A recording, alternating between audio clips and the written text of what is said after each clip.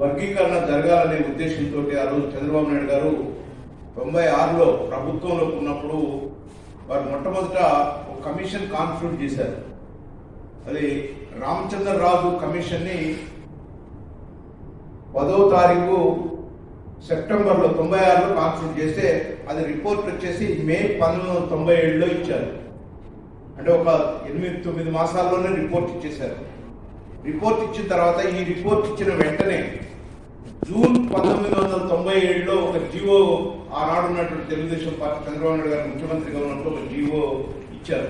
SC వర్గీకరణ అమలు చేయాలని, ఏబిసిడి వర్గీకరణ అమలు చేయాలని అమలు చేశారు కూడా. ఆ 3-4 నెలల కాలంలో వచ్చినటువంటి ఉద్యోగాల్లో ఎంతో మంది దళితులకు ఉద్యోగాలు వచ్చినాయి. వర్గీకరణలో భాగంగా ఉద్యోగాలు వచ్చినాయి. ఆ తర్వాత దళిత సంఘాలు కొన్ని కోర్టుకు పోవడం వల్ల ఆ రోజు మళ్ళా సెప్టెంబర్ 1897లో కోర్టు జీవోని స్టే చేసింది. కోర్టు జీవో స్టే చేసిన తర్వాత రాష్ట్ర ప్రభుత్వం సుప్రీంకోర్టులో కూడా ఇంక్లూడ్ కావడం జరిగింది. తర్వాత వచ్చినటువంటి ఒక 5 జడ్జీల ధర్మాసనం ఏదైతే తీర్పిచ్చిందో దాన్ని కూడా ఇవాళ డిస్ప్యూట్ చేస్తూ కొత్తగా దీంట్లో ఉన్నటువంటి 7 ధర్మాసనం ఏదైతే ఉందో 6 మెంబర్స్ మెజారిటీ మీద ఇవాళ చంద్రకిషోర్ గారి నాయకత్వంలో బ్రహ్మాండమైనటువంటి తీర్పు. ఈ తీర్పుని స్వాగతిస్తున్నాం. ఇదంతా కూడా దళితులకు ఉపయోగపడేలాగుంది. అంటే దళితుల్లో ఉన్నటువంటి వ్యత్యాసాలు, ఆర్థికపరమైన వ్యత్యాసాలు కానీ లేకపోతే సామాజిక పరమైన వ్యత్యాసాలు కానీ ఇవన్నీ కూడా ఏబిసిడి వర్గీకరణ చేయడం ద్వారా అమలవుతుంది. ఈ వర్గీకరణకు మొదటి నుంచి ఎన్డీఏ కట్టుబడి ఉన్నది, తెలుగుదేశం పార్టీ కట్టుబడి ఉన్నది. తెలుగుదేశం పార్టీ చంద్రబాబు నాయుడు యొక్క ఆలోచన 96లోనే ఇది అమలు చేసినాం.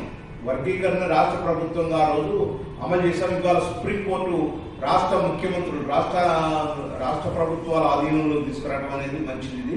ఎందుకంటే అక్కడక్కడ ఉన్నటువంటి సామాజిక పరిస్థితులను బట్టి, ఆడ ఉన్నటువంటి వర్గాలను బట్టి ఈ రిజర్వేషన్ కల్పించడానికి మంచి వీలు కల్పించారు.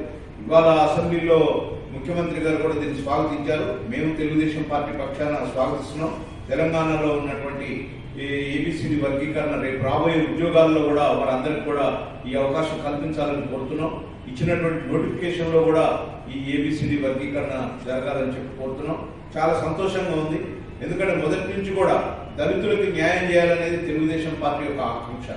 తెలుగుదేశం పార్టీ మందకృష్ణ మాదిగ గారు చేసినటువంటి ఉద్యమానికి సపోర్ట్ కూడా చేశాం ఆ రోజు.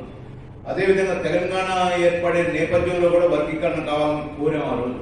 కానీ ఇది గత సంవత్సరాలుగా చేస్తున్నటువంటి పోరాటానికి ఈరోజు నిజంగా న్యాయం జరిగిందని తెలియజేస్తూ చాలా సంతోషాన్ని వ్యక్తం చేస్తున్నాం.